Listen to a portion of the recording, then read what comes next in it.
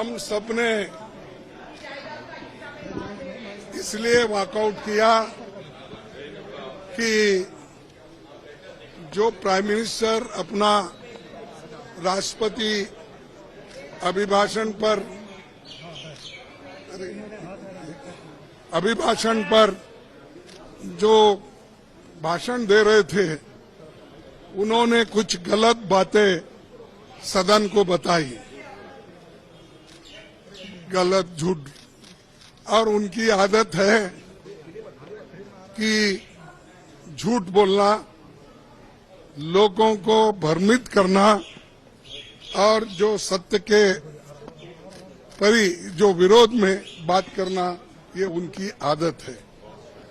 और मैंने सिर्फ उनको इतना ही पूछा कि जब वो संविधान के बारे में बोले कि आज लोग संविधान के लिए बचाने के लिए डंडोरा पीट रहे हैं, ऐसी बात उन्होंने कही, तो हमने ये कहा, देखो संविधान तो आप नहीं बनाए, संविधान के आप विरोधी थे, इसीलिए मैं वो क्लैरिफाई करना चाहता हूं कि कौन संविधान के फार थे, कौन संविधान के खिलाफ थे, किसने संविधान बनाया, किसने संविधान के खिलाफ बात किया, वो मैं उनके सामने रखना चाहता था।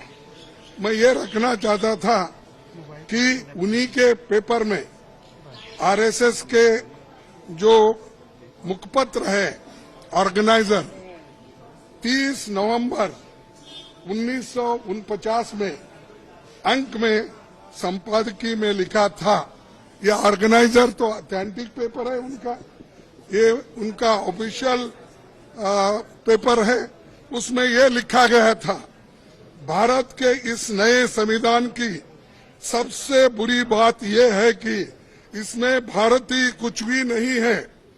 प्राचीन भारत के अद्भुत संवैधानिक विकास के बारे में इसमें कोई जिक्र ही नहीं है। आज तक मनुस्मृति में दर्ज मनु के कानून दुनिया की प्रशंसा का कारण है। ये किसने कहा?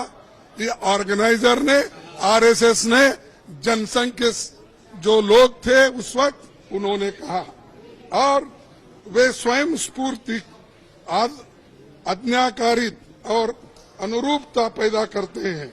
हमारे संवैधानिक विशेषज्ञों ने ये बात निरर्थक है। उन्होंने ये कहा कि यहाँ तक जो कॉन्स्टिट्यूंट असेंबली के मेंबर से किए हैं ये गलत है। उन्होंने उस वक्त अपोज करके इस संविधान को उन्होंने नकार दिया था, और आज उसकी रक्षा की खुद बात करते हैं और हमारे को बोलते हैं कि हम संविधान विरोधी है। अरे खुद विरोधी है, जन्मता ही विरोधी है, शुरू से विरोधी है। इसको जब इसका जन्म शुरू हुआ उस दिन से इन्होंने बहुत से पुतले जलाए, अंबेडकर के, नेहरू जी के पुतले जलाकर रामलीला मैदान में उन्होंने ये सब काम किया। आज ये बोल रहे हैं कि हम संविधान के विरोधी हैं।